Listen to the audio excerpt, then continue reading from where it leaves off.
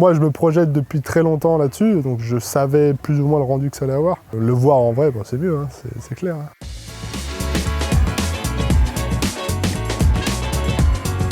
On cherchait une baraque suite à un retour de l'étranger, puis on a trouvé celle-là. C'était la bonne opportunité, un bout de terrain, énormément de travaux. C'était pas du tout isolé, il n'y avait rien d'isolé, mais elle était habitable. Et du coup, on a tout cassé et on a tout refait en 9 mois. Au début, on l'a acheté, elle avait un diagnostic énergétique en lettre G.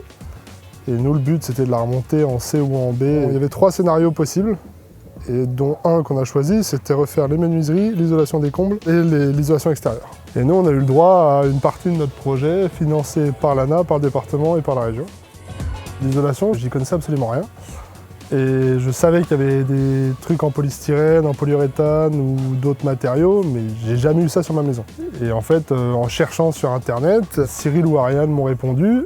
En tant que professionnel de l'isolation par l'extérieur, il y a évidemment le premier rendez-vous se fait sur place, puisqu'il faut qu'on puisse voir la maison pour apporter toute notre expertise. Et on lui a donné tous des conseils techniques en lui expliquant les points singuliers de sa maison, comment on allait les traiter, comment on va pouvoir résoudre des difficultés ou des choses un peu particulières. J'avais fait faire un devis en laine de roche, bardage, polystyrène, crépi.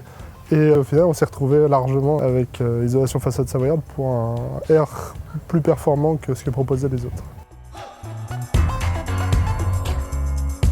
Sur de la rénovation, on s'adapte très bien parce que nous avons une solution qui est dite définitive puisqu'elle est garantie 50 ans par le CSTB. On est aussi beaucoup plus mince que les autres isolants. Suite à une isolation par l'extérieur, on a vraiment un confort de retrouver. On n'a plus cette différence de température en passant d'une pièce à une autre et les économies d'énergie.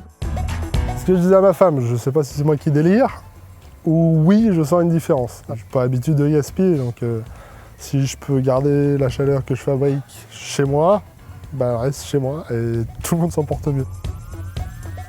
On a un accompagnement de nos clients du début jusqu'à la fin, c'est très important. On passe sur les chantiers pour voir l'avancement, on discute avec nos clients, on vient répondre à leurs questions.